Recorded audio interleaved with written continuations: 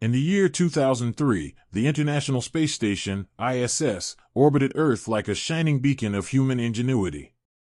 Floating over the endless void of space, it was a place where science and exploration were the only goals, where astronauts from around the world worked together in the pursuit of knowledge. Yet, as silent as space was supposed to be, something strange had started happening aboard the station that summer. Something that no one could explain. It started with Commander Viktor Lebedev, a seasoned cosmonaut with 2 previous space missions under his belt. On this third mission, Lebedev had become accustomed to the usual sounds of the ISS, the hum of the ventilation system, the soft clicking of machinery, and the faint murmur of communications between Earth and the station. But on the evening of June 23, he heard something different. It was faint at first, barely discernible above the background noise of the station. A rhythmic tapping sound, like someone lightly knocking on metal. Lebedev was floating near the Zvezda module, adjusting some equipment, when he heard it. He stopped, turned his head to listen, but the sound vanished as quickly as it had appeared. Dismissing it as a product of his imagination, he returned to his work. That night, however, as Lebedev floated in his sleeping pod, the sound returned. Louder this time. A steady knock, knock, knock coming from outside the station. Lebedev's eyes shot open, and his pulse quickened. He tried to rationalize it. Perhaps a piece of space debris had collided with the hull. That wasn't unusual. But something about the sound was different. It was too regular, too deliberate. He floated out of his pod, scanning the empty corridors of the station, but saw nothing out of the ordinary. The knocking continued for several minutes before fading away. The next morning, Lebedev mentioned the noise to the rest of the crew: American astronaut Mark Davis, European Space Agency engineer Amélie Bouchard, and Japanese payload specialist Dr. Hiroshi Nakamura. All experienced astronauts, none of them seemed overly concerned. Space stations, after all, were full of strange noises: thermal expansion of metal, mechanical operations, even vibrations from Earth's atmosphere. They dismissed it as a fluke. But over the next few days, the knocking grew more persistent. Sometimes it was loud, like someone pounding their fist against the station's outer walls. Other times, it was a soft tapping, barely audible but always there. It seemed to move around the station, originating from different areas, sometimes the Zvezda module, sometimes near the Unity node, and once, disconcertingly close to the sleeping quarters. Then came the whispers. It was Amélie who first heard them. She was working alone in the Destiny laboratory, adjusting a set of instruments, when she thought she heard something. At first, it was so faint she wasn't sure if it was real. A low murmur, like distant voices just out of earshot. She stopped what she was doing and listened carefully, her heart pounding in her chest. The sound grew slightly louder, a soft, indistinct whispering that seemed to be coming from the air vents. Amélie felt a cold chill run down her spine. She was not one to scare easily, but something about the sound unsettled her deeply. She moved closer to the vent, straining to make out the words, but they were unintelligible. The voices didn't sound like any of the crew members.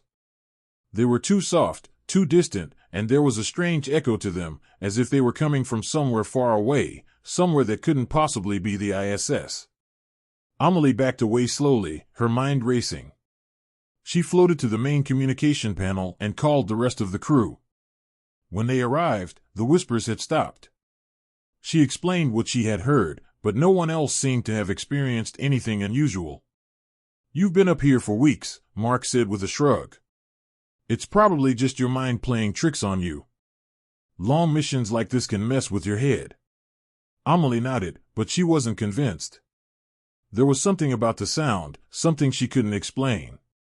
It wasn't just in her head. As the days passed, the knocking and whispers became more frequent. Now, all 4 crew members could hear them.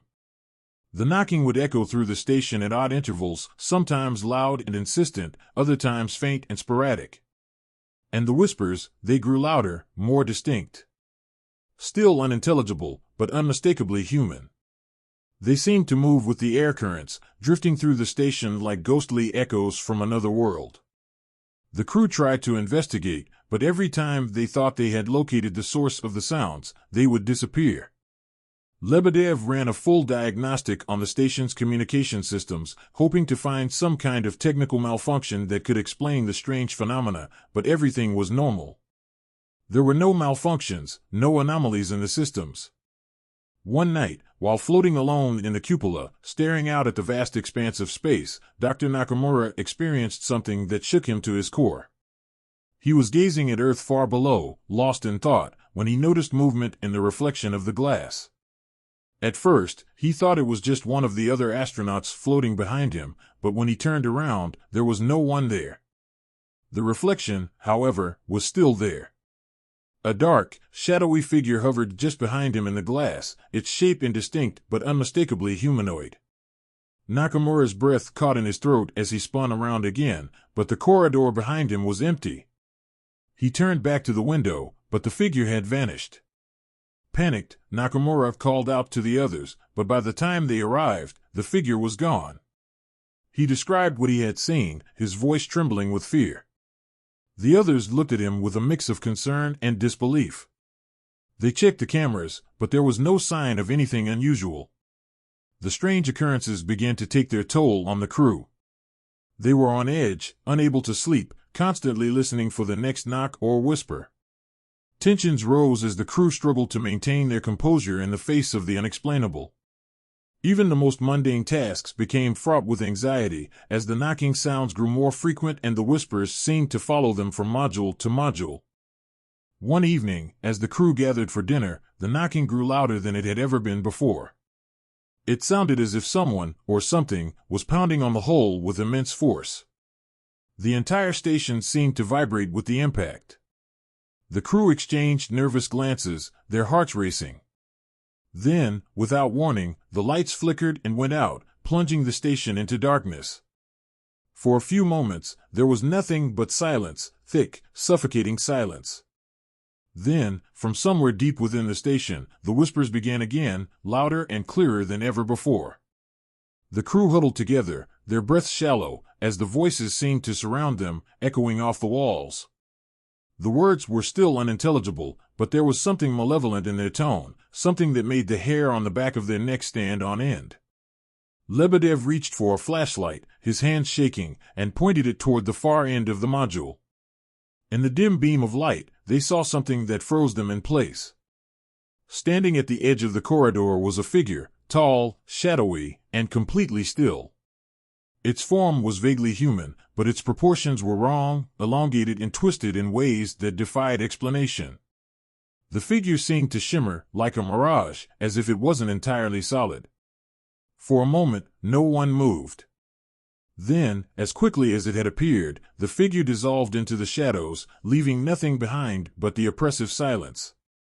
The lights flickered back on, and the station systems hummed to life once more. The knocking and whispers had stopped. But the crew knew that whatever had been haunting them wasn't gone. It was still out there, lurking in the darkness of space. The next day, Commander Lebedev contacted Mission Control, requesting an early return to Earth.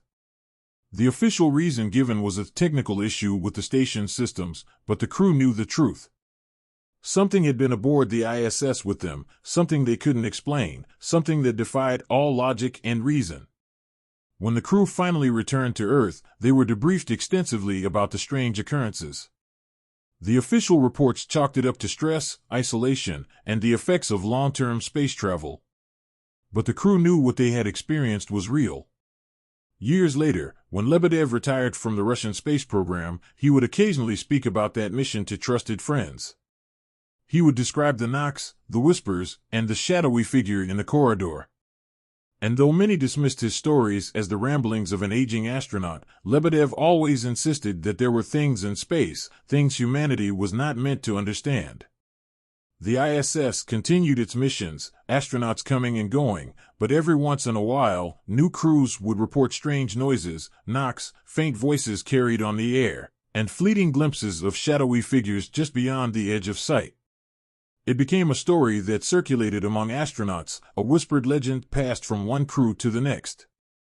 They called it the ghost of the ISS, an eerie reminder that even in the vast, cold expanse of space, there are still mysteries that humanity has yet to solve.